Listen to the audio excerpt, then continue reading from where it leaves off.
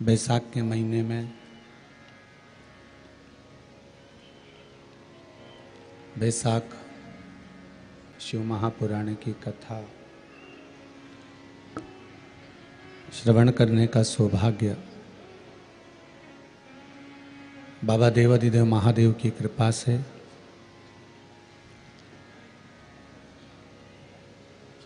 अपन सभी को प्राप्त हुआ है। बैसाख के महीने में नवमी तिथि को माता जानकी का प्रागट्य हुआ है। पृथ्वी से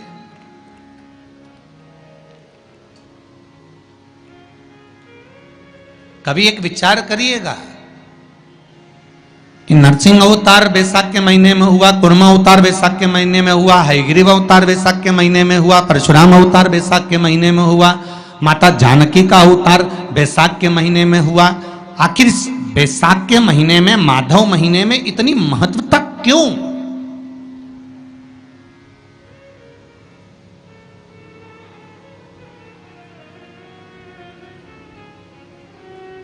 बैसाख के महीने में पड़ने वाली एकादशी, चतुर्थी, प्रदोष, अमावस्या, पूर्णिमा, शिवरात्रि, ये सभी इतनी महत्वपूर्ण क्यों हो जाती है?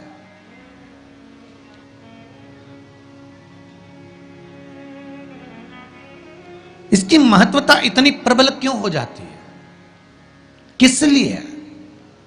क्योंकि बैसाख का जो महीना पड़ता है, सूर्य की संपूर्ण तपन, सूर्यदेव अपने पूर्ण तेज के साथ में, पूर्ण तेज के साथ में मृत्यु लोक के निवासियों पर, चाहे जलचर हो, थलचर हो, वायुचर हो, चाहे जो जीव हैं, उस पर जब किरण फेंकते हैं तो संसार का जो मनुष्य है उस पर जब ताप पड़ता है तो ताप पड़ने के कारण उसके मुख से भगवान का नाम निकल ही जाता है, स्मरण नाम निकल ही जाता है। जब उसके मुख से भगवान का नाम निकलता है तो वो भगवान की शरणागति खुद ग्रहण कर लेता है स्वयं।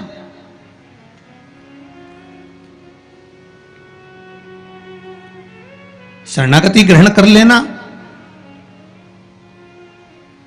बैसाख की पोथी पढ़ते हो आप लोग? आप में से अगर कोई पढ़ता हो बैसाख महीने की पोथी, तो उसमें एक वर्णन आता है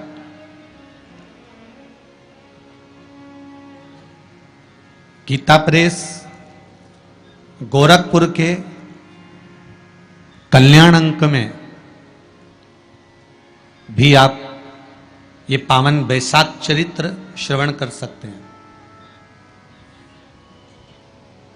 उसमें बैसाख महीने की पोथी में 10वें दिवस की कथा में 10वें अध्याय में एक व्याध और शंख मुनि का चरित्र आता है।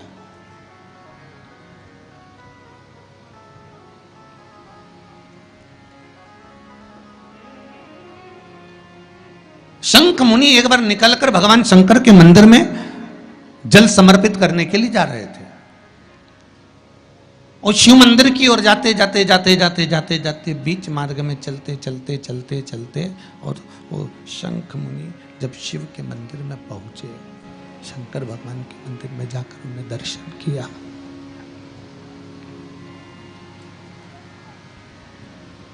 जल का पात्र उठाया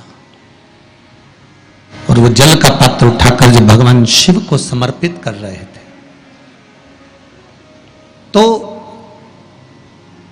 उसी समय जल का पात्र उठाकर जब शंकर भगवान को समर्पित करा गया और शंख मुनि निकलकर जब बाहर आ रहे थे, आते आते शंख मुनि के मन में एक भाव उत्पन्न हो गया कि जब हम भगवान शिव को कुछ वस्तु समर्पित करते हैं तो उसका फल, उसका पुण्य फल हमें कितने समय में प्राप्त होता है। ये शंख मुनि के मन में एक विचार जागृत हो गया, शंख मुनि के मन में एक भाव जागृत हो गया।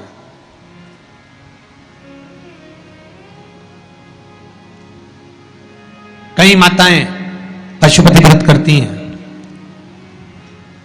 कई ऐसी माताएं हैं जिन्होंने 2-3 बार पशुपति व्रत कर लिए होंगे, दूसरे को बताया, उसने व्रत करा, उसका हो गया, उसको फायदा भी मिल गया, और ये 3 कर ली, उसके बाद भी कुछ ना कुछ रह गया। तो इसके मन में आया कि बताओ, मैं भी व्रत कर रही हूं, ये भी व्रत कर रहे हैं, ये भी व्रत को सुन कर रहा है, मैं भी व्रत कर रही हूं, आखिर बात समझ में नहीं आती। उसको लाभ मिल गया, मुझे लाभ नहीं मिला। उसको लाभ की अनुभूति हो गई, मुझे लाभ की अनुभूति नहीं हुई। तो कभी विचार करना कि तुमने उसको पशुपति व्रत बताया, उसने व्रत किया और बड़े दिल से करा, बड़े बड़े दिल से करा, तुम्हारे बताए अनुसार करा। मतलब तुम्हारी बात पर कितना विश्वास होगा उसको, तुम्हारी बात पर कितना भरोसा होगा उसको। और तुम्हारे बताए अनुसार उसने पशुपति व्रत कर लिया और उसका काम हो गया, और तुम 2 बार 3 बार 4 बार 5 बार कर चुकी तो भी नहीं हुआ। उसका कारण क्या हो सकता है? उसका एक कारण है, तुम्हारी बात पर उसने विश्वास कर लिया, पर तुम अभी विश्वास पूर्ण रूप से कर नहीं पाई हो। तुमने ये सोचा है कि दुनिया कर रही है तो अपन भी कर लो। एक बार महाराज ने बोला है, कर लो, देखा जाएगा। पर तुम्हारे बात में वो जागृतता, तुम्हारे पास में वो बल, तुम्हारे पास में वो जागृतता, तुम्हारे पास में वो बल, तुम्हारे पास में वो विवेक, तुम्हारे पास में वो बल प्राप्त नहीं हुआ, वो विश्वास जागृत नहीं हुआ। यदि तुम्हारे पास वो विश्वास जागृत हो जाता, वो बल जागृत हो जाता, तो तुमने जब पशुपति व्रत करा उसका फल तुमको मिल जाता। अगर विश्वास जागृत होता तो फल मिल जाता।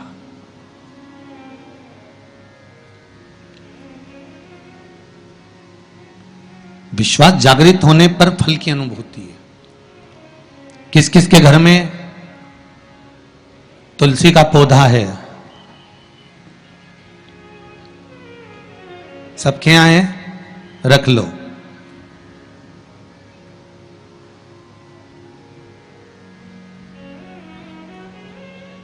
कहां लगा है? घर के अंदर कि घर के बाहर? घर के बाहर। ठीक है। दिया लगाते हो? अच्छा, कौन है वो जिस तुलसी मैया को दिया लगाते हो? कौन है वो? बोलते तो जाओ जरा जल्दी जल्दी। माता है। घर में जो सास है वो कौन है? वो भी बोलो तो जम के बोलो जरा। माता है। बैसाख का महीना चल रहा है, बहुत जोरदार गर्मी पड़ रही है, बहुत जोरदार गर्मी, खूब जोर की।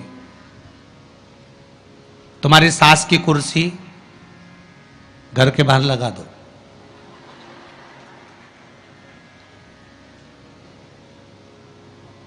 कितने घंटे बैठ सकती है वो? बोलो जरा, जम के बोलते जाओ। यहां विश्वास की कथा चल रही है, भाव और श्रद्धा की कथा चल रही है। कितने घंटे बैठेगी वो? अरे 1 घंटा भी जाने दो जी जी हो। 15 मिनट ऐसी चिलचिलाती है धूप में वो बैठ जाए, बहुत कठिन बात, बहुत कठिन। तुम्हारे घर के दरवाजे पर तुलसी का क्यारा है, तुम उसको दिया लगाती हो, माता कहती हो, पूछती हो, पूजती हो। तुमने तुलसा महारानी से कहा, माँ बैसाख की गर्मी पड़ रही है, तेरे को गर्मी लग रही होगी, चल थोड़ी देर में तुझे अपने कक्ष में लेकर चलती हूँ, थोड़ी छांव में रख देती हूँ, तेरे ऊपर एक छत्र लगा देती हूँ, थोड़ा सा एक ब्लाउज का टुकड़ा पड़ा हुआ है, पीस पड़ा हुआ है, उसको मैं तेरे ऊपर डाल देती हूँ, जिससे तुझे गर्मी कम लगेगी। कभी विचार किया?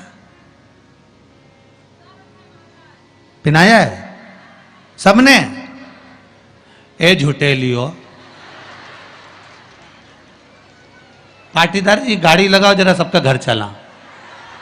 देख के तो आए कितों के घर में पिनाया है? अरे देखा देखी में काम बिगड़ जाता है। एक बार कक्षा 8वीं का पेपर था, बच्चों के लिए एग्जाम में लिखने को आ गया, दिल्ली की सबसे बड़ी मीनार का नाम लिखो। आगे वाले ने लिख दिया दिल्ली में कुतुब मीनार है, पीछे वाले ने आगे वाले का देखकर लिख दिया दिल्ली में कुतिया बीमार है। जितने बैठे हैं उसमें से 50, 100, 200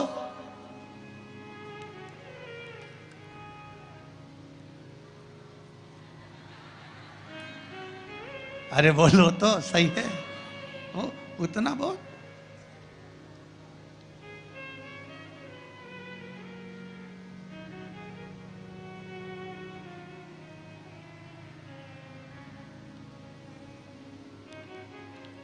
ये तो आपकी चित्तवृत्ति में आपको थोड़ा सा वो कहते हैं ना, एक पत्नी अपने पति के पांव छूती है, एक पत्नी अपने पति को प्रणाम करती है, और बाकी की जितनियों से पूछा गया क्या सब पांव छूती है? हाँ, तुरंत तैयार। अरे गुरुजी आओ, ये तो उसी में का हाल हो गया ना। वो एक आप लोग गाते हैं ना, वो देवी जी की आरती, माता पिता का है इस जग में बड़ा ही सुंदर नाता, उसी में का हाल है। पति पत्नी का है इस जग में बड़ा ही सुंदर नाता, बैठी बैठी पत्नी खाती, पति कमा कमा मर जाता।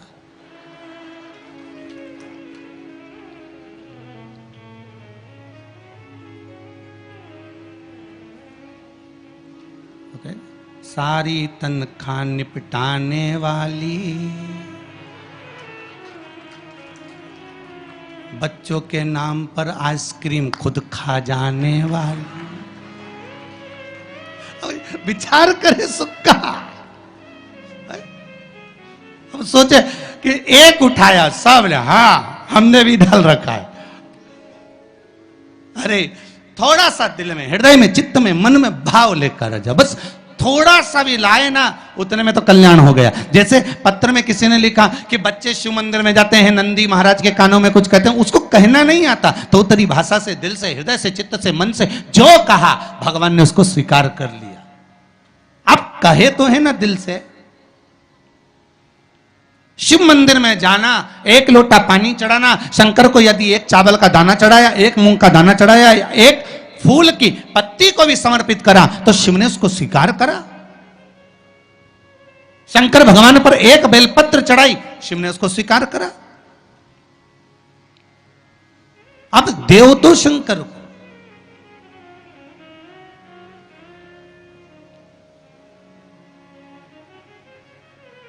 आप भगवान ओघड़दानी को प्रदान तो करो। शंकर भगवान पर चढ़ी हुई एक बेलपत्री का मोल तत्व संसार का मनुष्य जिस दिन समझ गया, उस दिन उसको डॉक्टर के पास जाने की जरूरत ही नहीं पड़ेगी। केवल एक बेलपत्र का अगर उसने शंकर भगवान पर चढ़ी हुई एक बेलपत्र के मोल तत्व को अगर वो समझ गया, तो भगवान शंकर की भक्ति को अगर वो समझ गया, महामृत्युंजय मंत्र को अगर समझ गया, श्री शिवाय नमस्तुभ्यम मंत्र को समझ गया, पंचाक्षर मंत्र नमः शिवाय को समझ गया, षडाक्षर मंत्र ओम नमः शिवाय को अगर वो समझ गया, तो उसको फिर डॉक्टर के पास जाने की जरूरत नहीं पड़ेगी। उसकी भक्ति का बल इतना बढ़ जाएगा, श्रद्धा का बल इतना बढ़ जाएगा कि उसको कहीं जाना ही नहीं पड़ेगा। कुछ कहना चाहते हो? देव जरा माइक।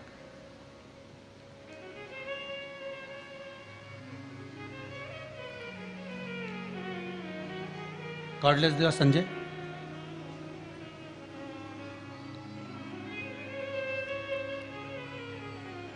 एक बेलपत्री का बल कितना प्रबल होता है, एक बेलपत्री का लक्ष्य तत्व कितना प्रबल होता है, कितना बलित होता है वो।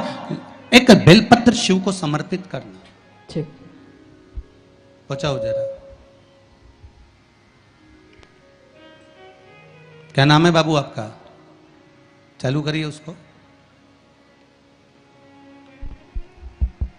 हो गया, चलो।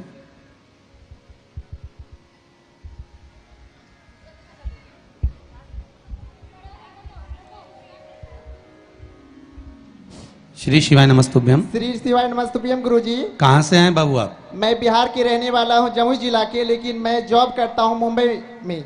मुंबई में जॉब करते हैं। भोलेनाथ की असीम कृपा हुई है बाबा मुझ पर। मैं 1 साल से शिव महापुराण की कथा सुनता था और पहले मेरी माँ सुनती थी, तो 2-4 बार मुझे सुनाई, मुझे सुनने के लिए बोली, तो मैं उनकी बात पे ध्यान नहीं दिया। मैं सोचा मैं अपने मोबाइल पे कुछ वीडियो वगैरह गेम वगैरह खेलते रहता था, मैं ध्यान नहीं दिया।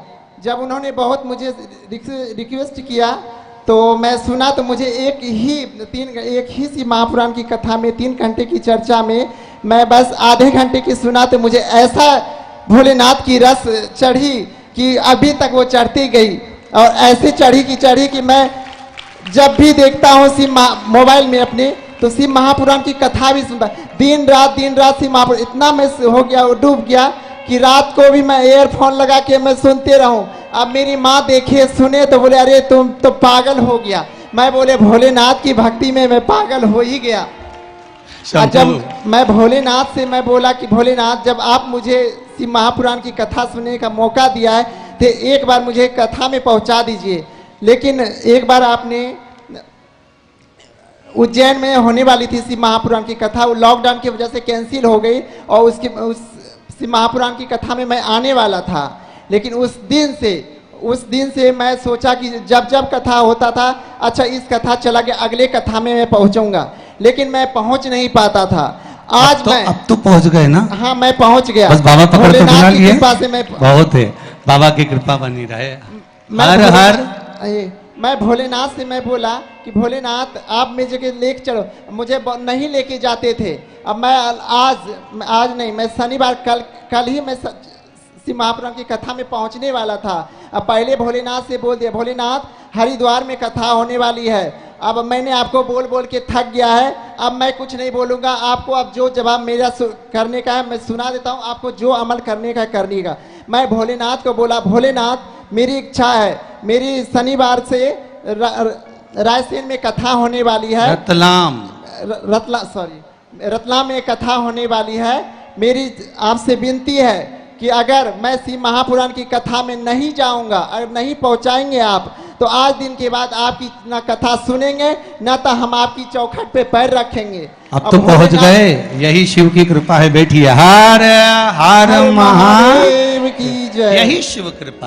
अब एक बेलपत्र का मोल तत्व, एक बेलपत्र का महत्व, शिव की एक पूजन का महत्व जिस दिन समझ गए, उस दिन जीवन की सार्थकता अपने आप प्राप्त हो जाए। आप उसको समझो तो। शंभु शरणे पड़ी मांगू घड़ी रे घड़ी, दुख काटो दया करी ने दर्शन। शिव की एक बेलपत्र के नहीं जाओगे कभी डॉक्टर के पास, आप शंकर का भजन तो करो। आप सूर्य नारायण भगवान को अर्घ तो दो।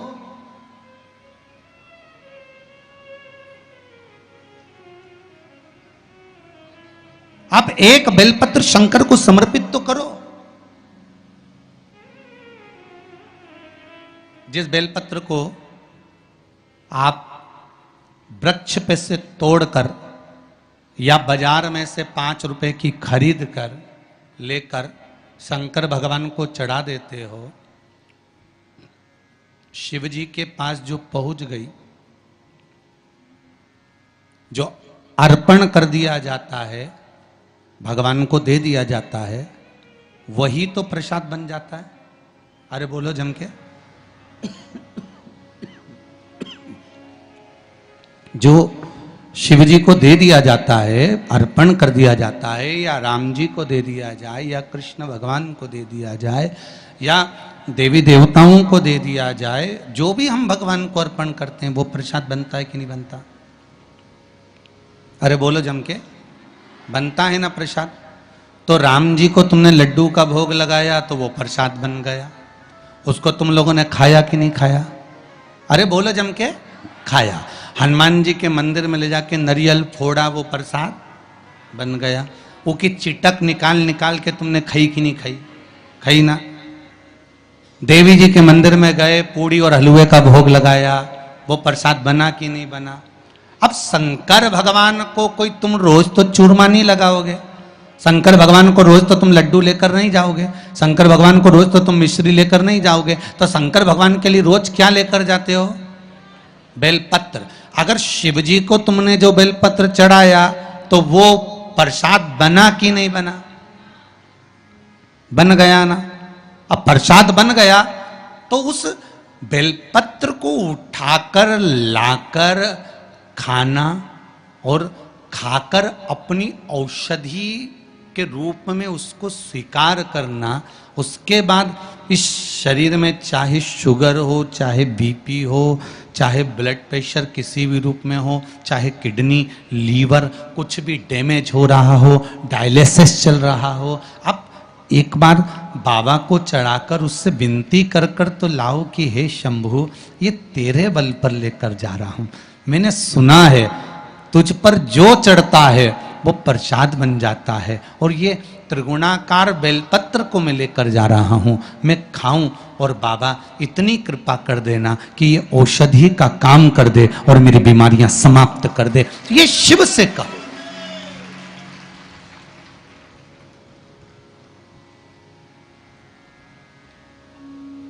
क्यों निर्माल्य बनकर फेंका जाए बेलपत्र को?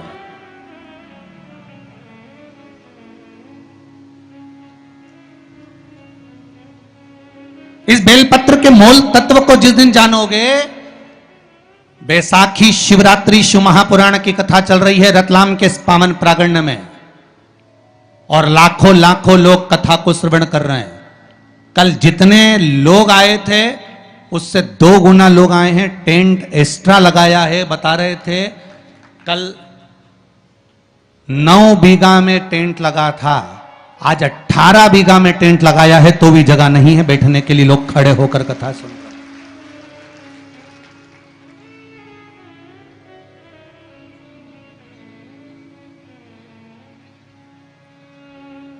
और 18 बीघा के टेंट में भी जगह नहीं। पीछे पुरुष को आप एक निगाह अगर मारकर देखेंगे तो ढेरों में खड़े हैं, इधर देखो उधर देखो, जहां निगाह पहुंच जाए उधर देख लीजिए महाराज।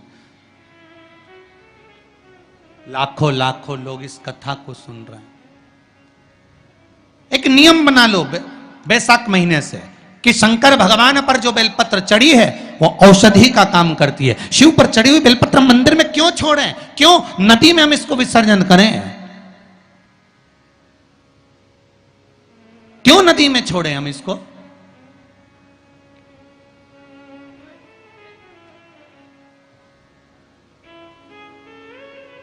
उसको उठा लाए, उसका प्रयोग करा, खाया, और उसका जो फल हमें मिला वो जीवन का सुख। हम तो ब्राह्मणों से भी कहेंगे, जितने ब्राह्मण जन शंकर भगवान के मंदिर में पूजन करते हैं, जितने विप्र जन भगवान शिव के मंदिर में पूजन करते हैं, उनको करबद्ध निवेदन, उनके चरणों को प्रणाम कर कर, उनके चरणों को नमन कर कर, उन ब्राह्मणों के चरणों को नमन कर कर निवेदन करूंगा कि आप शंकर जी के मंदिर में कोई प्रसाद बांटो ना बांटो, जो बेलपत्र शंकर जी के मंदिर में चढ़ती है उस बेलपत्र को उठाकर धूप में डाल दो, सुखा लो, पीस लो, और पीसने के बाद उसकी पुड़िया बना लो, उस पुड़िया को प्रसाद के रूप में देना चालू कर दो कि ये खाना चालू करो। किडनी, लीवर, शुगर, बीपी सब धीरे धीरे धीरे धीरे समाप्त होने लगेगा। तुम करो तो वो बेलपत्र ना तो किसी नदी में विसर्जन करने की जरूरत है और ना कहीं फेंकने की जरूरत है।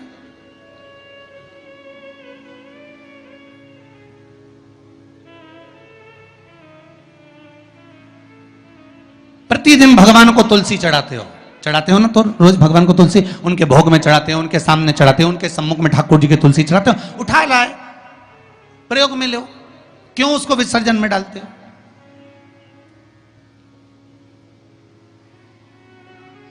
जो विसर्जन के लायक है उसका विसर्जन करो, और विसर्जन भी कहां करो?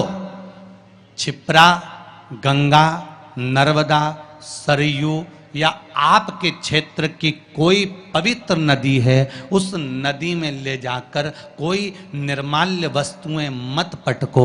आज वैसे ही इस पृथ्वी पर जल स्तर गिरते जा रहा है, उस पवित्र जल को हमें संजोना है। जो निर्माल्य की वस्तु मिले, एकांत में किसी खेत में उसको एक खड्डे में डालकर इकट्ठा करो। जब उसकी खाद बन जाए तो जिस खेत में उसको डालोगे भगवान के प्रसाद को, वो खेत भी उज्जवल आनंद सुख प्रदान करेगा और कुछ ना कुछ अच्छा देना प्रारंभ करेगा। क्यों किसी पवित्र नदी को हम नष्ट कर रहे हैं? क्यों गंगा को हम कचरा डालकर नष्ट करें? क्यों यमुना को, सरयू को, क्षिप्रा को हम नष्ट करें? हम उसको शुद्ध बनाने का प्रयास करें, हम उसको निर्मल बनाने का प्रयास करें। अपने गांव में, नगर में जो तालाब, जो बावड़ी, जो कुएं हैं, उनको हम निर्मल बनाने का प्रयास करें, शुद्ध बनाइए। भगवान ब्रह्मा और भगवान विष्णु ने यह संवाद निश्चित कर दिया कि मैं चरण देखने के लिए जा रहा हूं, आप शीश देखने के लिए जा रहे हैं। शीश में भगवान नहीं मिल पा रहा। भगवान चरण देखने के लिए गए, चरण ढूंढते ढूंढते ढूंढते भगवान विष्णु सामने प्रकट हो गए। ब्रह्मा जी भी आए, गाय और केतकी के फूल को लेकर आए, पर इनको चरण नहीं मिले। और ब्रह्मा जी ने कह दिया कि मुझे शीश मिल गया। झूठ निश्चित कर दिया है, असत्य निश्चित कर दिया।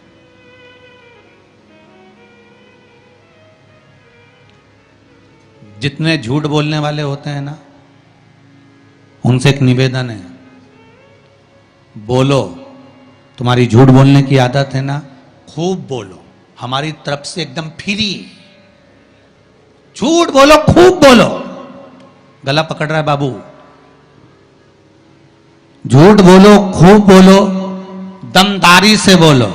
तुम्हारी जितनी कैपेसिटी है उसके अनुसार बोलो, मना नहीं हो। हम ये भी नहीं बोलेंगे कि मत बोलो, पर झूठ कहां बोलना है वो समझ लेना। पत्नी पति से झूठ ना बोले, शिव महापुराण की कथा कहती है। एक झूठ माता सती ने शंकर जी से कह दिया था, मैंने कोई परीक्षा नहीं ली। सती का क्या हाल हुआ? बोलते जाओ जल्दी जल्दी, अपने रतलाम वाले हैं, बोलते जाओ। सती का क्या हुआ था? जल के क्यों जली? क्या जरूरत पड़ी सती माता को जलने की?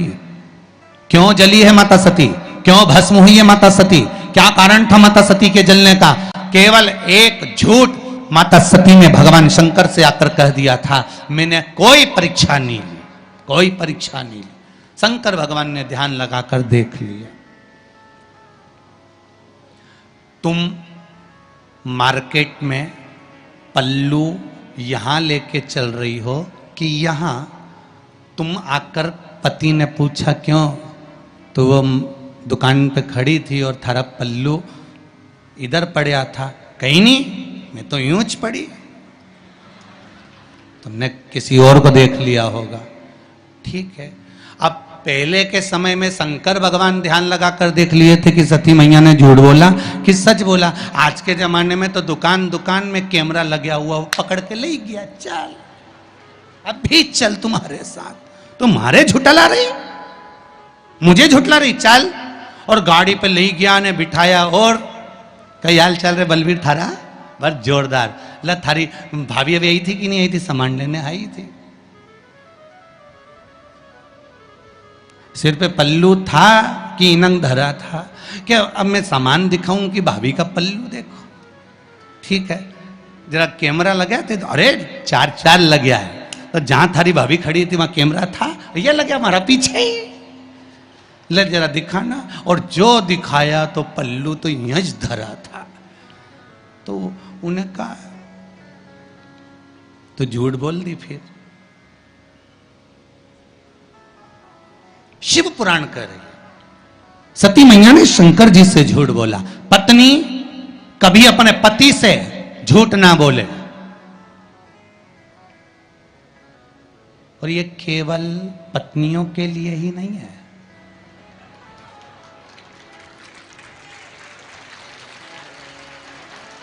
कितनी खुश हुई रे तुम लोग, गजब। केवल ये पत्नियों के लिए नहीं, पतियों से भी निवेदन है, झूठ ना बोले। पत्नी पति से, पति पत्नी से झूठ ना बोले। और एक निवेदन करूंगा मेरे घर की बेटियों से, क्योंकि आप मेरे घर की बेटी हो, भारत की भूमि पर जन्म ली हो, और भारत की भूमि पर जो बेटियां जन्म लेती हैं वो मेरे ही घर की बेटी कहलाती है। उनसे निवेदन करूंगा कि आप, मेरी बेटियों से निवेदन है,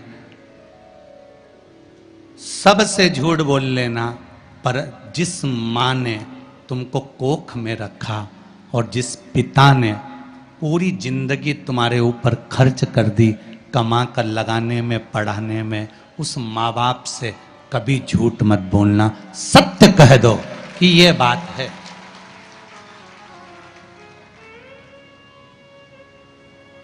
निर्णय तुम्हारे माता पिता लेंगे।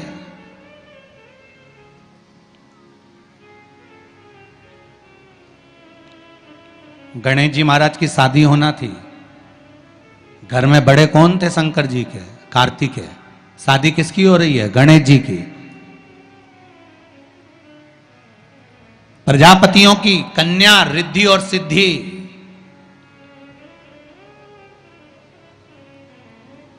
जब देव ऋषि नारद ने कहा प्रजापति से बेटियों का विवाह नहीं करना है, करना है, पर मैंने अभी बेटियों से पूछा नहीं है। विवाह के लिए मुझे बेटियों से तो बात करना पड़ेगी ना कि बेटियां, विवाह करना है मुझे तुम्हारा। बेटियों ने अपने पिताजी से कहा, पिताजी हम भी विवाह करने को तैयार हैं, पर बात इतनी सी है कि हम विवाह तो कर लेंगे, पर बात केवल एक तत्व की है कि पिताजी हम विवाह तो करें, पर हम दोनों का जन्म एक साथ हुआ है, इसलिए विवाह भी एक ही लड़के से करेंगे। ठीक है। दूसरा, हमें मीठा खाने का शौक है, लड़का भी ऐसा होना चाहिए कि उसको भी मीठा खाने का शौक। ठीक है। हम दोनों बहन धीरे धीरे बात करती हैं, उसके कान ऐसे होना चाहिए कि वो हमारी धीमी बात को भी सुन ले। ठीक है।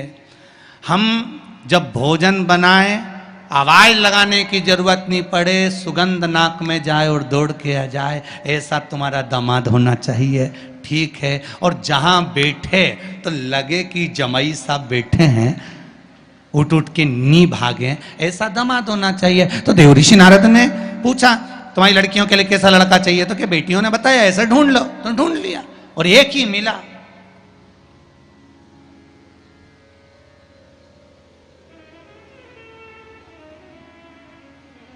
और वो दामाद भी कोई साधारण नहीं था। सब देवताओं की शादी हो रही थी, गणेश जी की शादी नहीं हो रही थी। क्यों? क्योंकि इनको मुंह काय का लगा था? हाथी का। अब जब मुख हाथी का लगा हुआ है, तो सबसे पहले प्रथम देवता गणेश जी महाराज थे, और सबसे पहले ब्याह शादी में इन्हीं को बुलाते थे। पर दिक्कत एक ही थी कि इनकी नहीं हुई थी ना, तो ये सबका काम बिगाड़ देते थे। अब इनकी पूजन हो रही शादी में, जिनके यहां भी इनको बुलाते हैं वहां शादी में इनकी पूजन होती, और ये अपने चूहों उनको कह देते चूहे को कि चले जा, वो दूल्हे के कपड़े रखे ना पीछे से ही काटिया, और जितने दुल्हन के कपड़े धरे उनके भी कुतरिया, जब कुतर दे। और चूहे जाते और शादी में जो दूल्हा दुल्हन कपड़े पहनते सब कुतर देते हैं। सब शादी में यही हाल।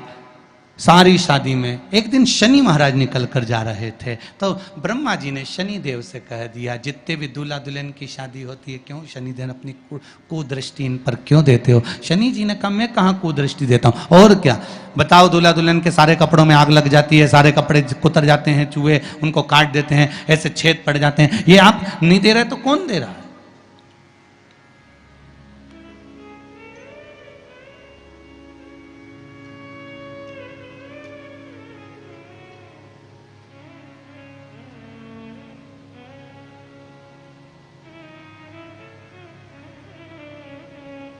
अगर ये नहीं देंगे तो कौन देगा? शनि महाराज अच्छी बात नहीं है। शनि देवता ने कहा नहीं नहीं नहीं नहीं, मैं नहीं करता। फिर मालूम पड़ा श्री गणेश जी महाराज करते हैं। तो सबसे पहले ब्याह गणेश जी का पक्का करा कि भैया ये इसका ब्याह पहले होना चाहिए। और सब कुछ गणेश जी में था। कान भी ऐसे थे बड़े बड़े कि सुनाई भी अच्छे से दे जाता। नाक भी ऐसी थी कि यहां बैठे वहां से सूंघ लेते। और दामाद भी ऐसा था कि एक बार बैठ गया तो 10 दिन उठता ही नहीं था। कोई साधारण थे?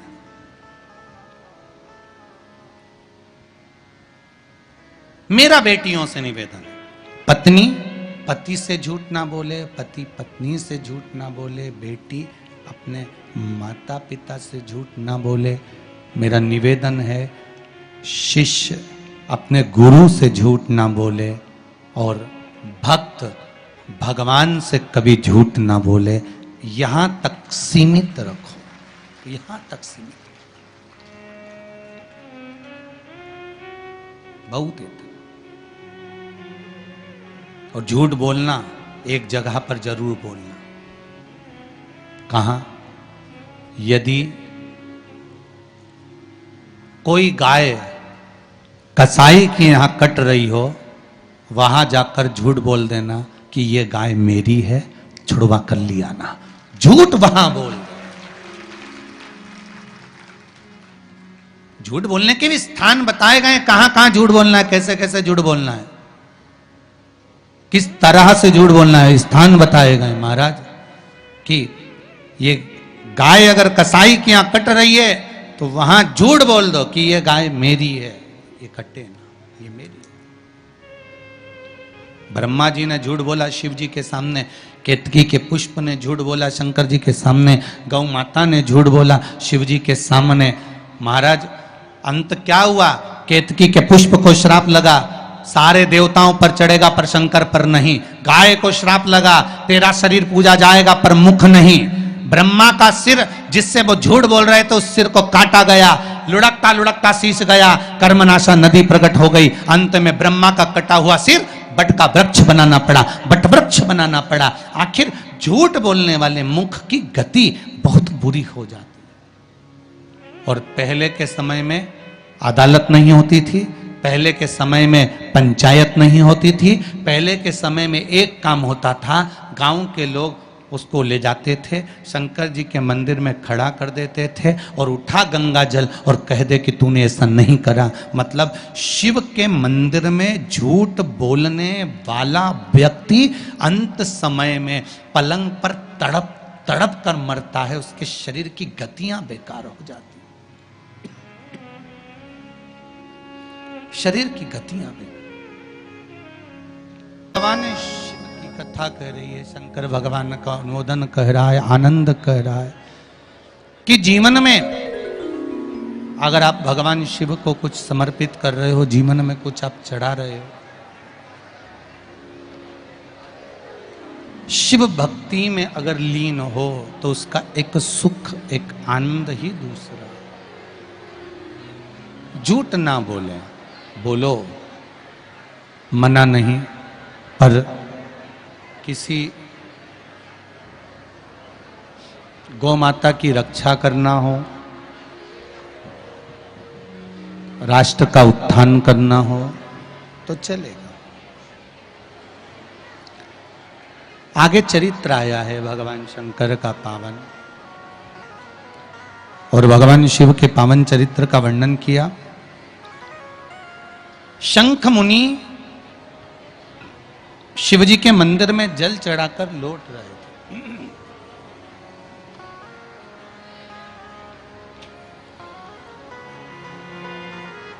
श्री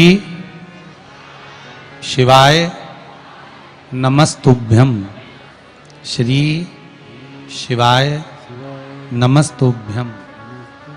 शंख मुनि जल चढ़ाकर लौट रहे थे। शंख मुनि ने कहा कि फल कितने दिन में मिल सकता, कब प्राप्त हो सकता? बहुत ध्यान से सुनना। बैसाखी शिवरात्रि शिव महापुराण की कथा को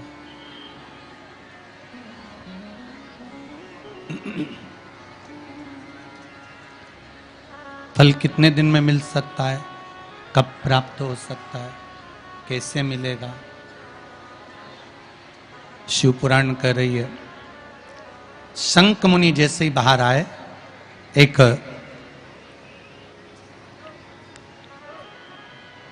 सामने से सर्प निकल कर जा रहा था।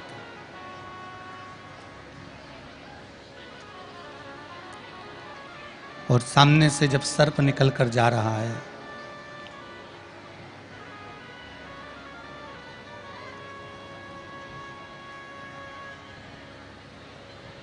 जब सामने से सर्प निकल कर जा रहा है, शंख मुनि को देखकर सर्प ने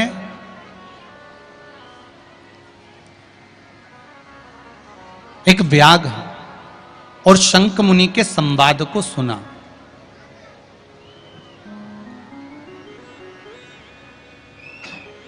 जिस संवाद में शंख मुनि व्याघ्र को बैसाख महीने की शिवरात्रि का वर्णन कर रहे हैं, बैसाख महीने की शिवरात्रि का वर्णन कर रहे हैं।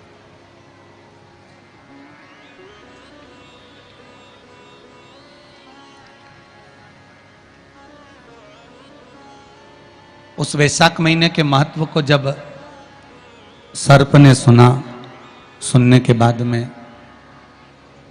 सर्प थोड़ी देर वहां पर देखता रहा शंख मुनि को।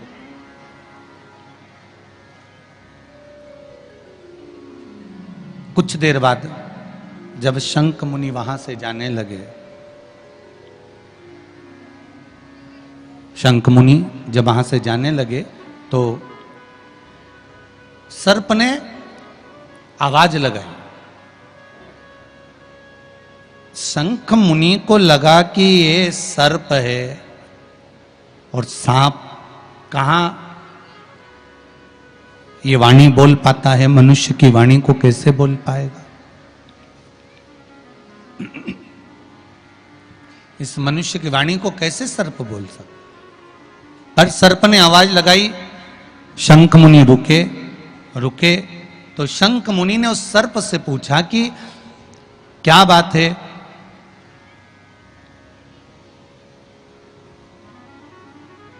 कुछ कहना चाहते हो आप? हाँ प्रभु, मैं अपनी दशा आपको कुछ बताना चाहता हूं। क्या कहना चाहते हो? क्या चाहते हो आप कहना? क्या बोलना चाहते हो? बताओ।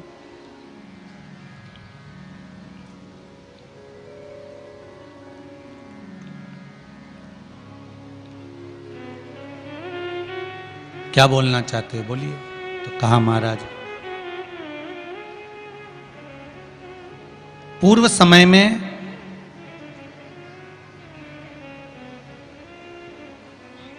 कुशित मुनि का मैं पुत्र, मेरा नाम रोचन था। मैं कुशित मुनि का पुत्र था, मेरा नाम रोचन था। महाराज,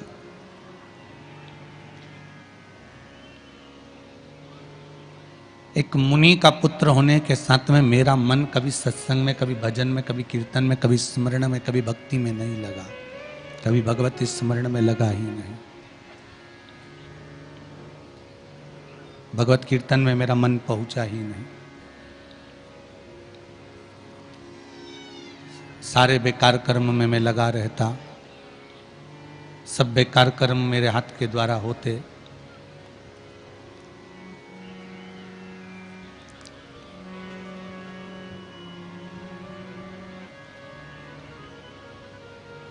चोरी मैं करता, छल मैं करता, बेईमानी मैं करता, कपट में करता, निंदा में करता, बुराई में करता। सब बेकार कर्म मेरे द्वारा होते। एक बार मेरे पिता का जो निवास है वो प्रयागराज है।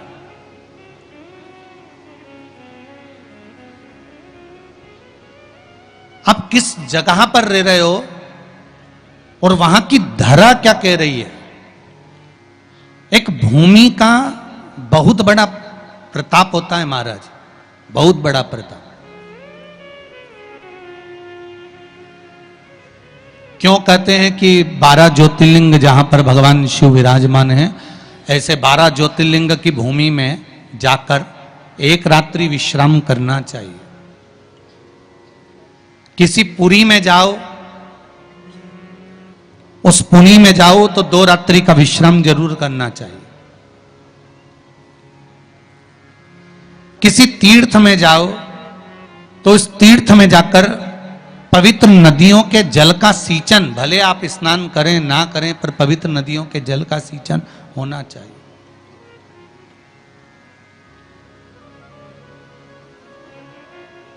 क्यों कहा जाता है कि इतने पवित्र नदियों का सिंचन करिए, जल का सिंचन करिए, पुरियों के जाकर निवास करिए। 12 ज्योतिर्लिंग की भूमि पर जाकर आप वहां पर 12 ज्योतिर्लिंग की भूमि पर जाकर एक रात्रि विश्राम करिए। क्यों कहा जाता?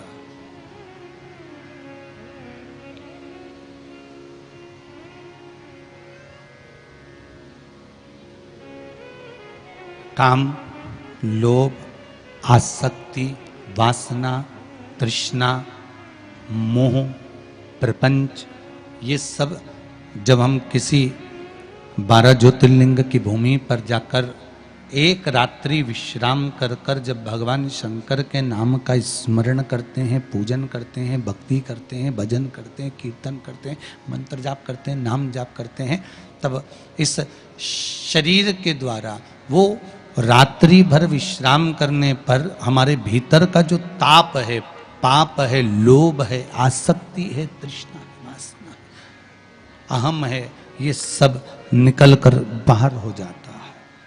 ये सब निकल कर बाहर, जैसे भट्टी के अंदर लोहे को पकाया जाता है और फिर निकाला जाता है, तो लोहे को जिस आकृति में ढालना होता है उस आकृति में लोहा ढल जाता है। उसी तरह जब हम 12 ज्योतिर्लिंग में से किसी एक ज्योतिर्लिंग की भूमि पर जाकर रात्रि विश्राम करते हैं तो हम भी भगवान शंकर के आशीर्वाद से निखर कर बाहर निकल कर आते हैं। निखर कर हम बाहर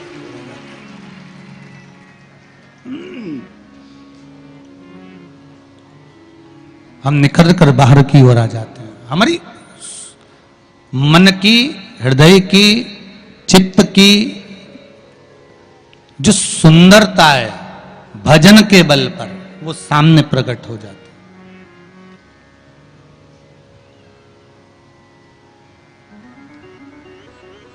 वो सम्मुख में प्रकट हो जाती है।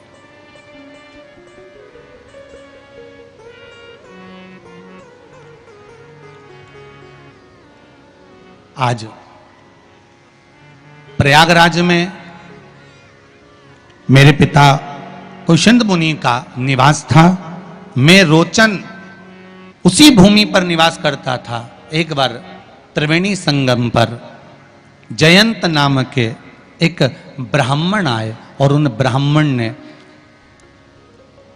अपने बैसाख महत्म में यह वर्णन किया कि एक बेलपत्र का वृक्ष हो या पीपल का वृक्ष हो या तुलसी का पौधा हो या आंवले का वृक्ष हो या बट वृक्ष हो, उस वृक्ष के नीचे बैसाख के महीने में जो जल समर्पित करा जाता है उस जल की पुण्याई इतनी प्रबल हो जाती है कि व्यक्ति के जीवन में जितना पाप कर्म करा होता है वो सब निष्फल हो जाता है, वो सब समाप्त हो जाता है।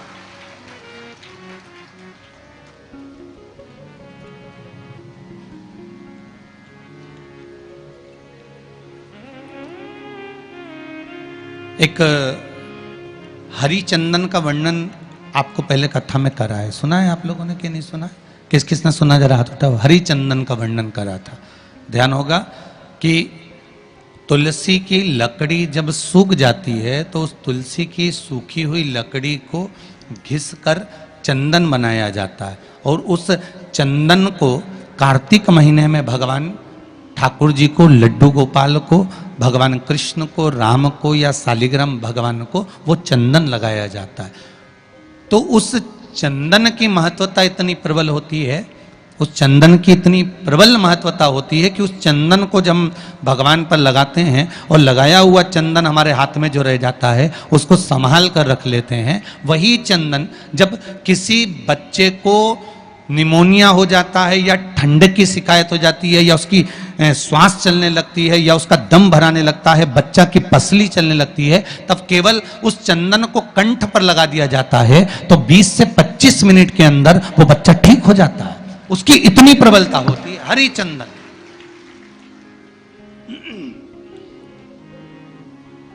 शंभु शंभु हरि चंदन की इतनी महत्वता होती है। अब तुलसी की जड़ को घिसकर उसका चंदन बनाकर भगवान को लगाना, वो हरि चंदन। उसी तरह यहां जयंत के मुख से, जयंत ब्राह्मण के मुख से सुना जा रहा है कि वैशाख महीने में पवित्र वृक्ष के जड़ में 1 लोटा जल समर्पित कर देने पर और वहां की जो रज है उसको मस्तक पर चढ़ा लेने पर 84 लाख योनियों से मुक्ति मिल जाती है। 84 लाख योनियों से। आप में से कितनी माताएं या कितने भाई लोग बैठे हैं जो शंकर जी के मंदिर पर जाते हैं और मंदिर पर जब जाते हैं वापिस जब लौट कर आते हैं तो मंदिर की चौखट का स्पर्श कर कर अपने मस्तिष्क पर उस रज को लगाते हैं? आप में से कितने लोग हैं बहुत सारे? ठीक है। अब जितने लोगों ने हाथ उठाया और नियम से अगर शंकर मंदिर की दरवाजे की चौखट पर भगवान शंकर को जल चढ़ाने के बाद जब आप लौट कर आ रहे हैं और उनकी चौखट पर आपने हाथ फेर कर अपने मस्तिष्क पर उस रज को लगाया है, वो धीरे धीरे अपने भाग्य की ओर देखते हैं। तारीख लिख लेना कि मैंने इतनी तारीख से मंदिर जाना चालू करा, इतनी तारीख से मैं ये काम कर रहा हूं और इतनी तारीख तक मुझे ये फल की अनुभूति हुई। ये देखिए उस एक बेलपत्री और चंदन का फल किसी ने भेजा है, देखिए जरा। एक्सरे भी लगा दिया हो, पर हम डॉक्टर नहीं हैं।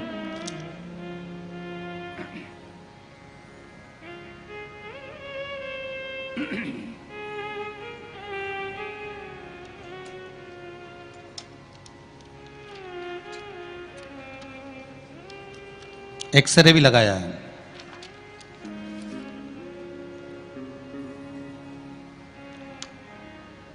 मेरा नाम गोपाल पोरवाल है। अरिहंत परिसर कालका माता मंदिर के पीछे रतलाम से हूं मैं। कहीं बैठे हो आप ही हैं? दोनों हाथ हिला दीजिए एक बार। हर हर महादेव। गुरुदेव, मेरे गले की हड्डी और टॉन्सिल बढ़ी गई थी।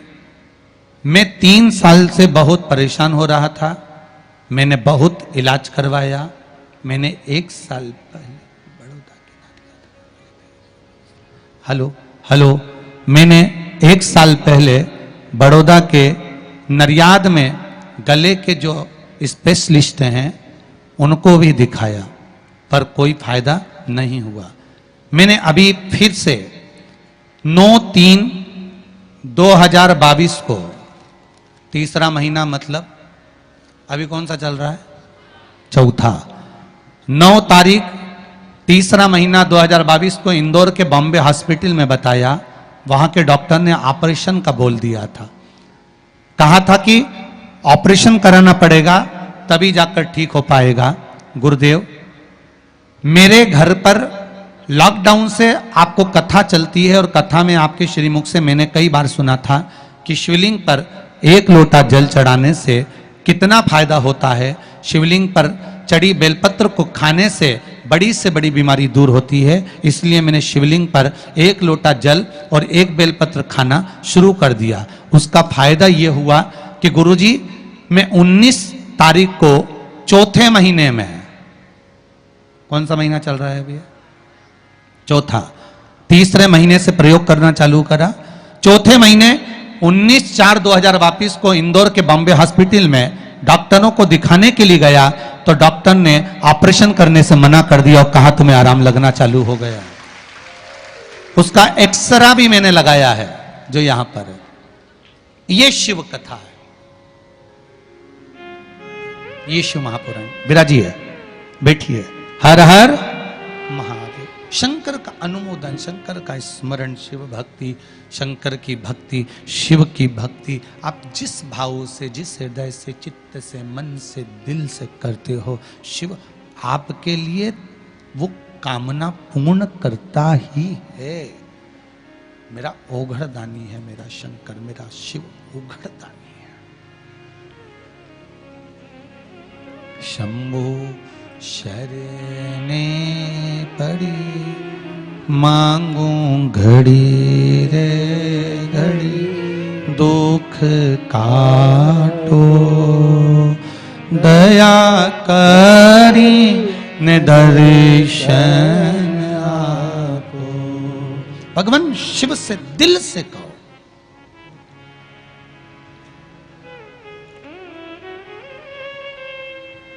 और मन से कहोगे वो स्वीकार करेगा।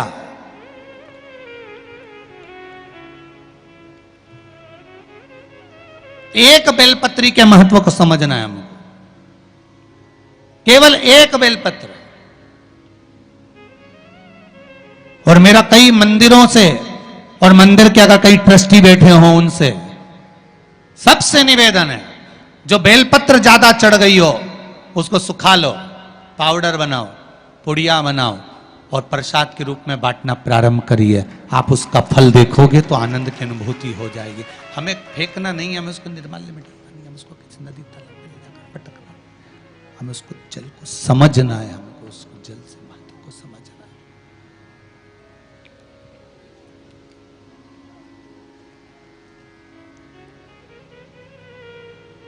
उस जल की महत्वता या उस बेलपत्री की महत्वता को हमें समझना है, जिससे हमको फल की अनुभूति हो, सुख की अनुभूति हो, आनंद की अनुभूति हो।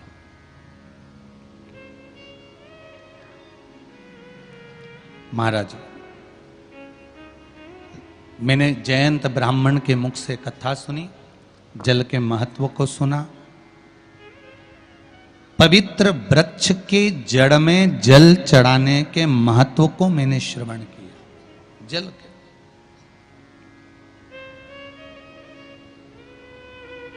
शंकर भगवान का अगर कहीं मंदिर है आपके नजदीक में, कहीं पर भी अगर मंदिर है, उसके मात्र शिखर का दर्शन भी आप कर रहे हो ना, उसमें भी आपको सुख का अनुभव हो जाएगा। अभी किसी ने कहा गुरुजी वो राजस्थान में 300 साल पुराना शिव मंदिर तोड़ दिया, उसके लिए आप कुछ नहीं कहोगे? आप शंकर की कथा करते हो, शिव जी का इतना वर्णन करते हो, शिव मंदिर तोड़ा गया, आप कुछ नहीं कहोगे? हमने काम कहकर क्या करेंगे? वो तोड़ते रहें, हम बनाते रहेंगे, उसमें क्या टेंशन है? जमीन के मंदिर तोड़ सकते हो, पर ये सनातनियों के दिल में जो मंदिर बन गया उसको कैसे तोड़ोगे महाराज? कैसे तोड़ोगे?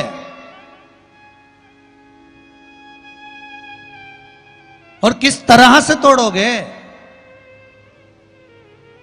हमारा तो केवल इतना सा निवेदन था, मंदिर तोड़ना ही था तो कम से कम उसके अंदर जो धरोहर रखी थी 300 वर्ष पुरानी, जिसको पुरातत्व विभाग को देना था, मेरे शंकर, कार्तिकेय, मां, गणेश जी उनको धीरे से नीचे से हाथ जोड़कर उखाड़ लेते, निकाल लेते और उसको पुरातत्व विभाग को ही दे देते तो भी दिल में प्रसन्नता होती। पर जिसके कर्म का दंड जो भोगेगा। तोड़ो। पर आप लोगों से निवेदन एक है, सभी से, शंकर भगवान के प्रति श्रद्धा विश्वास भाव दिल से होना चाहिए। फिर निवेदन करूंगा मेरी जीजियों से, मेरी माताओं से, मेरे भाइयों से, नवयुवक बच्चों से, इतना सा निवेदन है, आप मंदिर भी नहीं जा सकते हैं ना, घर में रहकर भी आप सूर्य नारायण भगवान को जल चढ़ा सकते हो, वो भी नहीं कर सकते तो श्री शिवाय नमस्तुभ्यम मंत्र का जाप कर सकते हो, जिस मंत्र के बल पर आप शंकर को प्राप्त कर सकते हो, शिव को प्राप्त कर। ये जितने पत्र पढ़े ये सब ये मंत्र के ही तो बल के हैं, और भी पढ़े अभी तो बहुत सारे हैं, और हम इनको लेकर कक्ष में नहीं जाते, इसी व्यासपीठ पर यहीं रखे रहते हैं, पढ़ सकते हो आप। और जिनको संशय हो, एक एक पत्र में मोबाइल नंबर भी रहते हैं, आप इकट्ठा कर लेना और बाद में भी फोन लगाकर पूछ लेना, कहीं सीओर वाले महाराज ने तो नहीं कह दिया था कि पत्र लिख के भेज दो। यही है, यहीं पड़ा हुआ है, यहीं रखा हुआ है। आप तो अपनी भक्ति में लगे रहो, स्मरण में लगे रहो, भक्ति के बल पर लगे रहो, जितना भगवान शिव का स्मरण कर सकते हो, भजन कर सकते हो, नाम जाप कर सकते हो, नाम कीर्तन कर सकते हो, करो। और जीवन को सार्थक बनाने का प्रयास करो, जीवन की सार्थकता आपकी हो।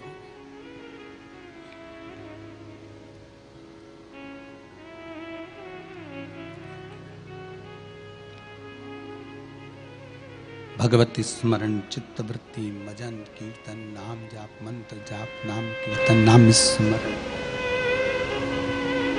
जीवन का सुख प्रदान कर देता है। जयंत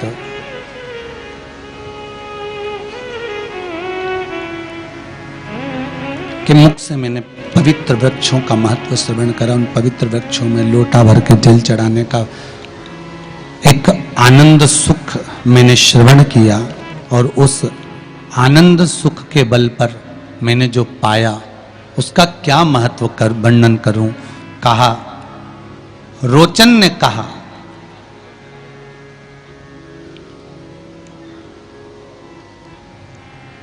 जब मुझे मालूम पड़ा जयंत ब्राह्मण प्रवचन कर रहे थे, कथा कर रहे थे, और मैं सारी मंडली को देखकर बड़ा आश्चर्य में पड़ गया कि इतने सारे लोग कथा में कैसे चले जाते हैं।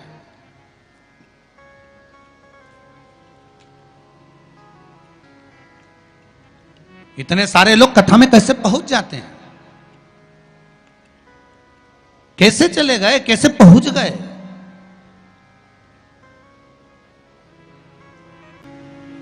जयंत ने कहा, मैंने जयंत की मुख से श्रवण किया है,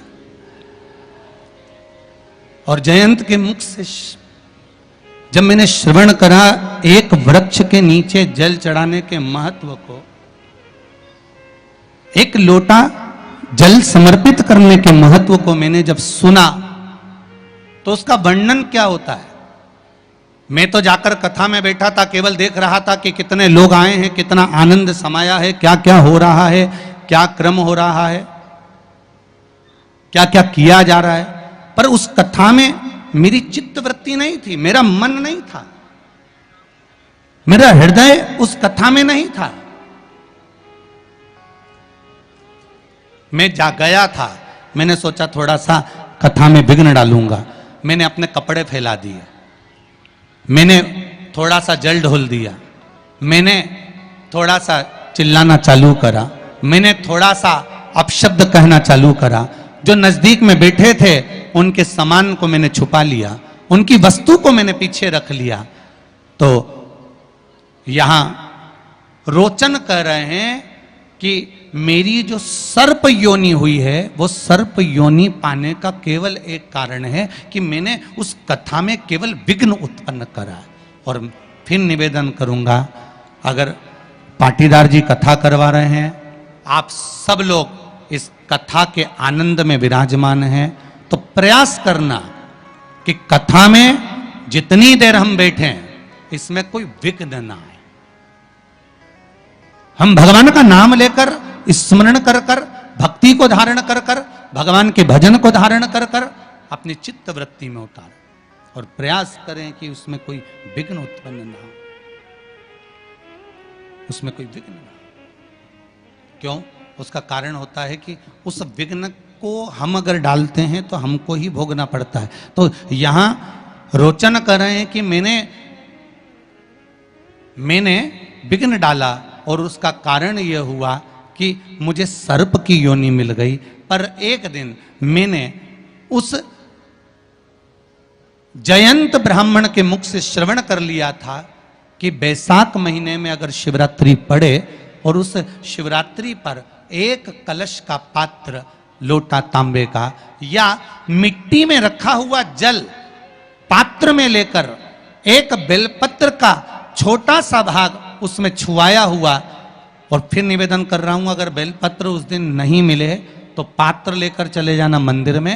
मंदिर में शंकर जी पे तो बेलपत्र चढ़ी होगी ना, अरे बोलो तो जरा, चढ़ी होगी ना। उसी बेलपत्र को धोकर फिर जल के पात्र में उसको छुआकर फिर शंकर भगवान को भाव से, दिल से जो चाहते हो, धन, वैभव, संपदा, सत्ता या रोग से मुक्ति, चाहे उदर से जुड़ी हो। हाँ, एक चीज का ध्यान करना, अगर संपदा के लिए, विवाह के लिए या विद्या के लिए या अन्य चीजों के लिए आप शिव जी को जल चढ़ा रहे हो तो उसके जल को उठाकर नहीं लाना है। और अगर रोग के लिए जल चढ़ा रहे हो कि मुझे ये तकलीफ है, घर में ये बीमारी चल रही है या रोग चल रहा है या किडनी का या लीवर का या कैंसर का या ब्लड प्रेशर का, तो जो जल तुमने समर्पित करा उसको लेकर आकर आचमन भी करना। कौन से दिन? जम के बोलो जरा। शिवरात्रि 29 तारीख को, यही महीने में जल समर्पित करना, जैसे इस पत्र में आया है, देखिए जरा।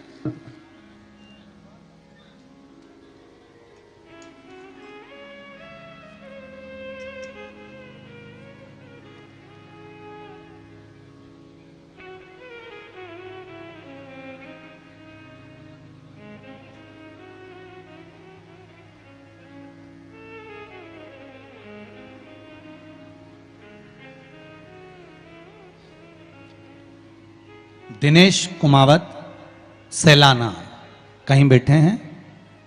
दिनेश जी कुमावत सैलाना से हाथ हिला सकते हैं, कहीं बैठे हो तो। दिनेश जी कुमावत सैलाना से अगर कहीं बैठे हो तो हाथ हिला दें। इन्होंने पत्र में लिखा है, गुरुदेव, भगवान शंकर पर 1 लोटा जल प्रतिदिन अर्पित करने की महिमा मैंने जानी है। मैं रतलाम का निवासी हूं, जिला रतलाम सैलाना का निवासी हूं। गुरुदेव, पिछले 2 वर्ष से सीपीसीटी की परीक्षा दे रहा था, परंतु 2-3 नंबर से रह जाता था। इस बार मैंने आपका बताया हुआ बेलपत्र पर शहद लगाकर शिव को चिपकाकर फिर परीक्षा देने गया। पेपर कठिन होने के बाद भी मुझे 90% अंक प्राप्त हुए और रतलाम का ही कॉलेज प्राप्त हुआ। ये पत्र, ये शिव भक्ति है। आप शंकर भगवान को जो समर्पित कर रहे हो, शिव को जो दे रहे हो। एक पत्र और है, बड़ा सुंदर, देखिए।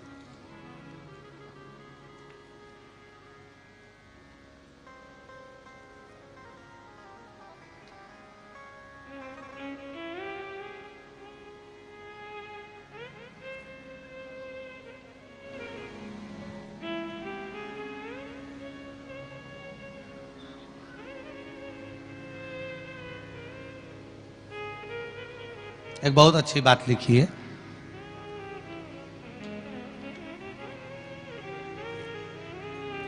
कि घर के जब बुजुर्ग आशीर्वाद देते हैं तो एक ही बात क्यों कहते हैं कि पुत्र भाव, भगवान तुझे अच्छा बेटा दे, पुत्र दे, छोरा दे। कभी भी घर के लोग ये आशीर्वाद क्यों नहीं देते कि भगवान तेरे को अच्छी बेटी दे, अच्छी पुत्री दे। बहुत अच्छी बात लिखी है।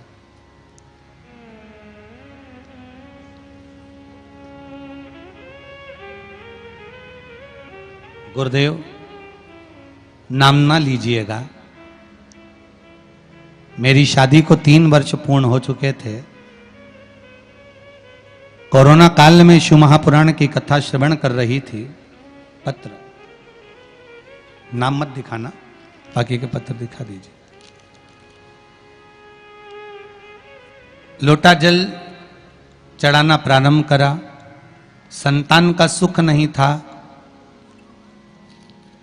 परिवार के लोग यही चाहते थे कि हमेशा एक ही लक्ष्य था कि बेटा हो, बेटा हो। अब गर्भ में कौन बैठा गुरुदेव, किसको मालूम कि पुत्र है कि पुत्री है। पर घर की अभिलाषा इतनी ज्यादा थी कि बेटा ही होना चाहिए, पुत्र ही होना चाहिए। पर गुरुदेव व्यासपीठ से आप एक निवेदन जरूर करना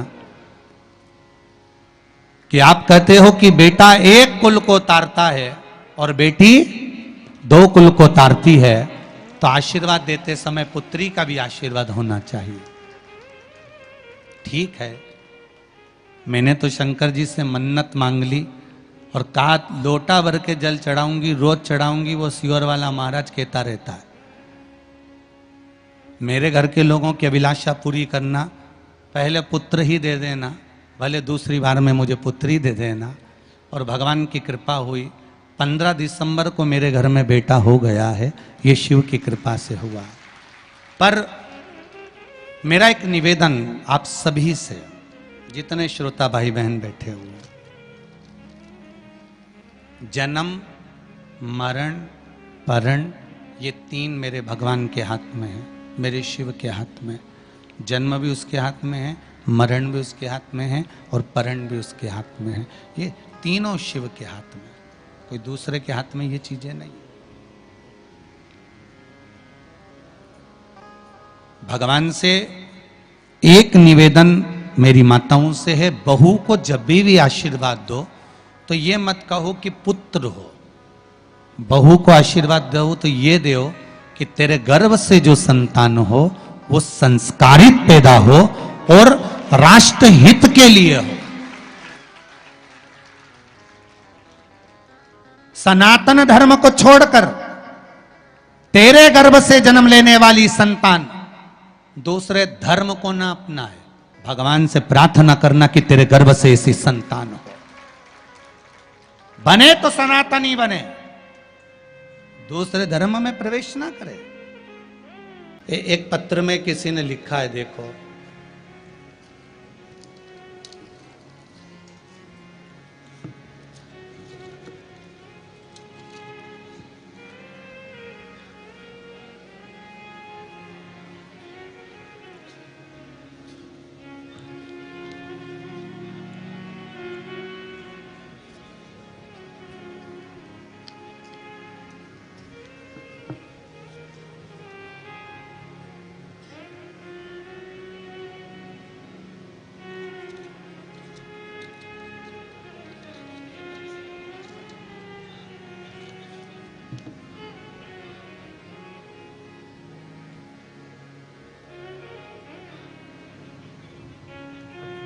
धार जिले के हमारे संदला ग्राम में सेमली के नगर नागर जी के कर कमलों से गुरु स्मृति शिव मंदिर है। उस मंदिर में गुरुदेव पहले लोग नहीं आते थे, अब पूजन पाठ ध्यान भजन होता है, निरंतर होता है और इतनी भीड़ हो रही है कि जिसका वर्णन नहीं। गुरुदेव पहली बार जीवन में मंदिरों में देखा है, कथा के माध्यम से जो लोगों ने सुना, उस मंदिर से जो प्रेरणा मिली है, छोटे छोटे बच्चे आते हैं जिनको खाने पीने का भी कुछ भान नहीं होता, चड्डी पहने हुए होते हैं। ये पत्र में लिखा है, आप लोग आस्था चैनल पर भी देख रहे होंगे। याद नहीं, जो शिवलिंग पर जल चढ़ाते नहीं आता है वो भी एक लोटा उठाकर बच्चे जल चढ़ा जाते हैं और ऐसा लाड लड़ाते हैं शंकर भगवान को, नंदी को, उनके कानों में जैसा आपने कह रखा है कुछ कुछ कह देते हैं और जाते जाते नंदी की चुम्मी भी ले लेते हैं। पत्र लिखा है, ये लिखा हो। और बड़े प्रेम भाव से लाड लड़ाते हैं। हर सोमवार के रोज हमारे संदला ग्राम के सभी शिव मंदिर आटे के बने दीपक, एक मंदिर में लगभग 15 किलो दीपक इकट्ठे हो जाते हैं। ये शिव की कृपा है, ये शंकर की करुणा। अब जरा विचार करिए कि आज इन छोटे छोटे बच्चों को जो संस्कार मिल रहे हैं, इन छोटे छोटे बच्चों को जो ज्ञान मिल रहा है, इन छोटे छोटे बच्चों को जो सुख का अनुभव हो रहा है, इन छोटे छोटे बच्चों को जो आनंद का अनुभव हो रहा है, इन छोटे छोटे बच्चों को जो ज्ञान प्राप्त हो रहा है, ये आने वाली पीढ़ी को संभालने वाले हैं। इन आने वाली पीढ़ी को संभालने का काम इन्हीं का रहेगा।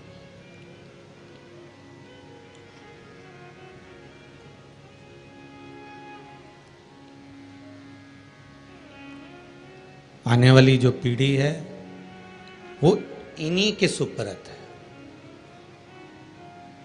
कुछ मत रखो आप अपने पास में। हम ये भी नहीं कहते कि आप भगवान शंकर को बहुत सारी दौलत देना या धन देना या संपदा देना या बहुत सारा वैभव देना। हम तो इतना कहते हैं शंकर जी को अपना दिल दे देना, बस उतना बहुत काफी है, बहुत है उतना। भगवान शिव को यदि आपने अपना हृदय दे दिया, दिल दे दिया, अपना मन दे दिया, अपना चित्त दे दिया, अपनी वृत्ति दे दी, तो शिव उससे भी प्रसन्न हो जाते हैं।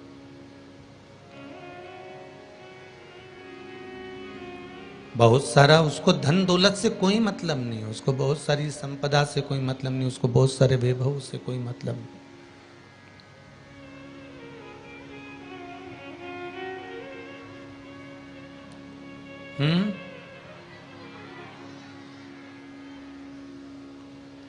एक बात मैं कहना चाहूंगा आप सभी से, और आने वाले जिन जिन क्या कथा है सावधानी से आप लोग श्रवण करें जरा।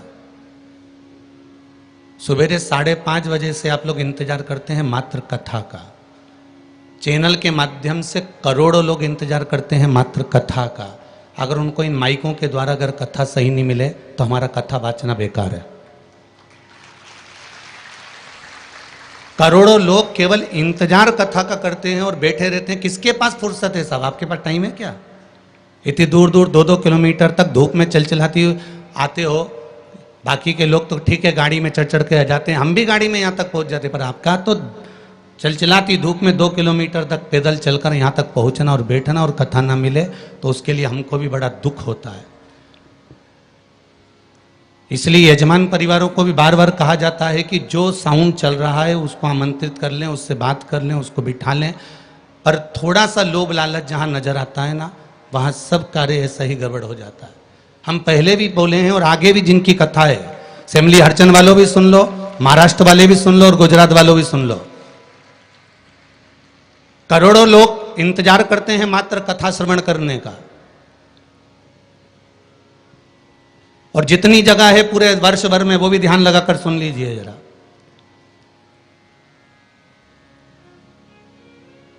शंभु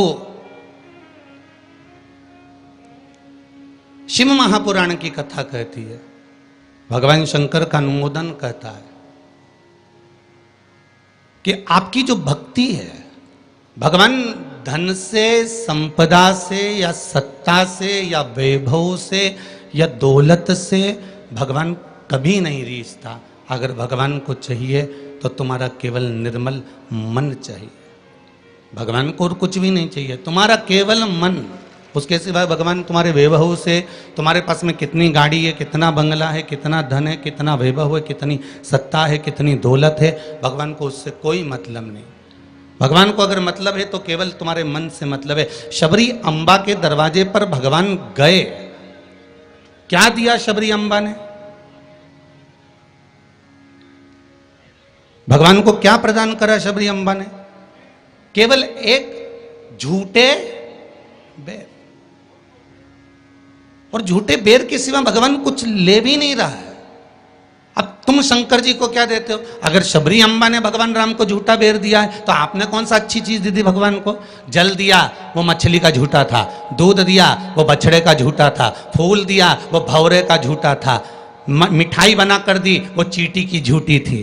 तुमने दिया क्या? और ये मनुष्य का शरीर दिया भगवान के चरणों में, ये भी तो झूठा है। फोन पे तो तुरंत कह देता है माता तारे बिना एक बिना नहीं रहूं, एक मिनट नहीं रहूं, तेरी तो मुझे बहुत याद आए। और भगवान के पास जाए कि तुम्हारे बिना मेरा कोई नहीं है। भगवान के रेंदे रे झूठेला। भगवान भी कहते काहे को झूठ बोले? अभी फोन पे बोल रहा था मेरे को थारी याद आ रही, तेरे बिना एक मिनट नहीं रह सकता, तू तुम्हारे हृदय में बसी ने, तू तुम्हारा चित्त वृत्ति में बसी। और मंदिर पहुंचा ने अगरबत्ती लगाते लगाते बोला तन मन धन सब कुछ तेरा। भगवान के आ गया भेरू झूठेला। भगवान की सोचा काय आया।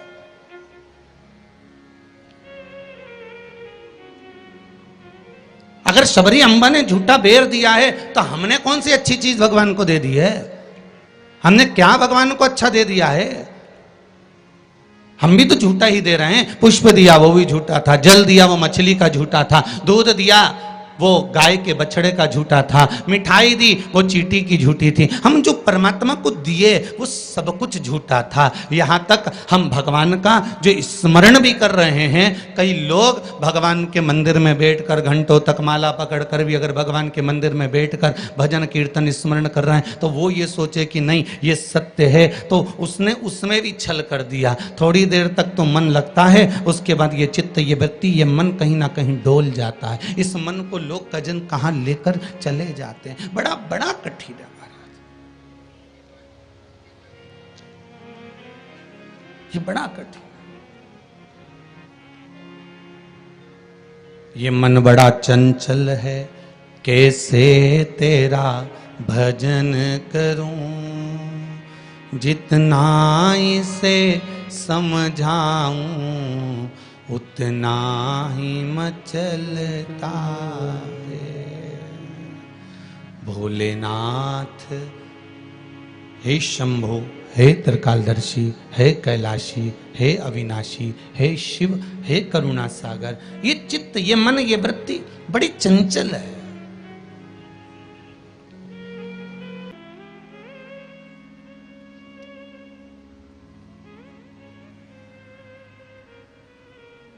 भगवान की भक्ति में रमने वाला चाहिए, भगवान का स्मरण करने वाला चाहिए, नाम कीर्तन करने वाला चाहिए। आज मैंने एक बात श्रवण करी जयंत के मुख से, रोचन कर रहे हैं, मैंने एक बात श्रवण करी जयंत के मुख से कि जयंत ने कहा कि शंकर भगवान के मंदिर में शिवरात्रि के दिन 1 लोटा जल बैसाख महीने में अगर समर्पित कर दिया जाए तो 84 लाख योनियों से छूट जाता हूं। पर मन में एक भाव जागृत हुआ, मैंने 1 लोटा जल शंकर भगवान को समर्पित करा। जब मैं बाहर निकल कर आया तो मेरे मन में फिर वही कपट भाव जागृत हो गए, जैसा मैंने कथा के पंडाल में जाकर कहा था। जैसे मैंने कथा के पंडाल में जाकर कहा था करा कि कपड़े फैला दिए, पानी डोल दिया, कथा नहीं सुनने दी, बैग छुपा दिया, सामान छुपा दिया, वही की वही मेरे कथा के भाव में जो भाव उत्पन्न हुआ था वही की वही मंदिर से जब जल चढ़ाकर आ रहा था, जल चढ़ाकर जब निकल रहा था तो मेरे भीतर फिर वही भाव जागृत हो गया। और मैंने क्या करा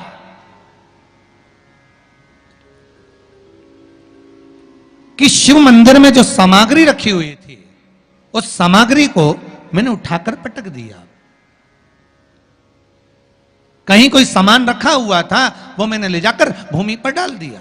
अब भूमि पर डाला, मैंने विघ्न डाला मंदिर में। मेरा शिवजी पर 1 लोटा जल तो चढ़ गया, इतने में निकलते निकलते ब्राह्मण देवता के मुख से निकल गया कि तुम शिव मंदिर में आए हो, शंकर की आराधना करने आए हो और तुम्हारे हाथों से ये पाप कर कर जा रहे हो, तुम आने वाला समय तुम्हारे लिए बेकार है। फिर कहूंगा मंदिर तोड़ना सरल है, पर तोड़ने के बाद इस शरीर के द्वारा भोगना सबसे ज्यादा कठिन है, सबसे ज्यादा। तोड़ने वालों ने तोड़ दिया पर भोगना तो पड़ेगा, आज नहीं तो कल। तैयार हो जाओ राजस्थान के काका जी।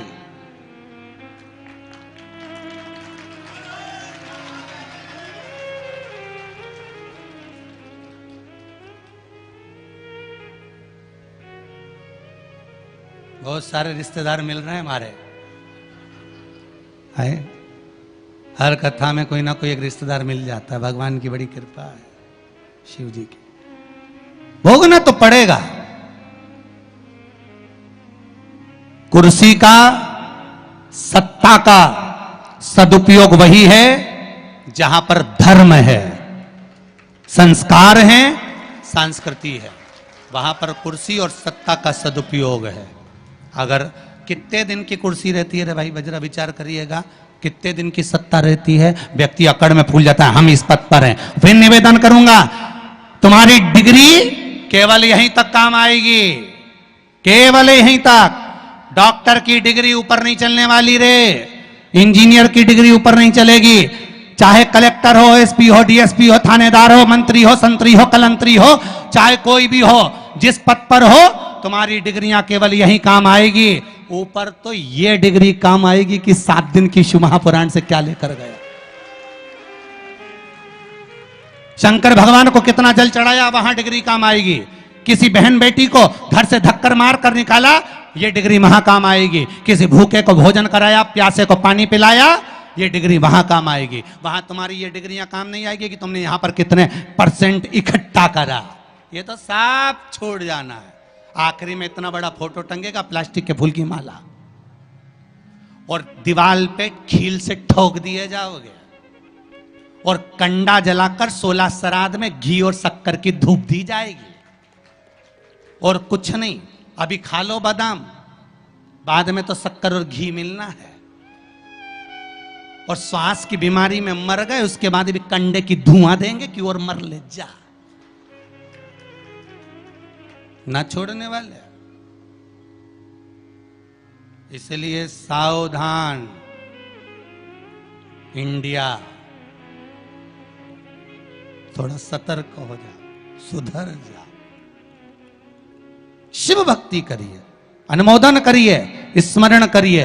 कहा सर्प योनि में पड़ गया वो रोचन, और सर्प योनि में पड़ा पर फल क्या मिला। तो कहा किसी स्थान से अगर कोई शिव को जल चढ़ाकर शिवरात्रि के वाले दिन बैसाख के महीने में आ रहा होगा, उसका दर्शन करेगा। दर्शन करते से तो सर्प योनि से छूट जाएगा। अब अंदाजा लगा लीजिए कि शिवरात्रि पर जो शंकर भगवान को बैसाख महीने में जल चढ़ाकर आता है, उसका मुख भी अगर देख लिए तो 84 लाख योनियों से छूट सकते हो। ये शिव तत्व है, ये शंकर की कथा है। ऐसी पावन शिवरात्रि, बैसाख शिवरात्रि, बैसाख के महीने की शिवरात्रि शिव महापुराण की कथा यहाँ चल रही है। उसका आज 2 दिवस यहाँ पर विराम हुआ है। कल कथा का 3 दिवस रहेगा। भाव भक्ति से आप लोग कथा श्रवण करिए, आनंद के साथ भगवान शिव की भक्ति को आनंद में स्वीकार करिएगा। सभी को आज 2 दिवस की कथा के विराम दिवस की बधाई हो। कल कथा का 3 दिवस रहेगा। मेरा रतलाम के सभी भक्तों को, साधुओं को, संतों को, ब्राह्मण जन को और आप सभी श्रोता भाई बहनों को बहुत बहुत साधुवाद देता हूँ। और आनंद के साथ भगवान की अविरल भक्ति को धारण करो और अपने जीवन को सार्थक बनाएं। एक कथा रह गई है नयन और श्रवण शक्ति वाली, तो वो कल की कथा में लेंगे अगर बाबा की कृपा रही तो।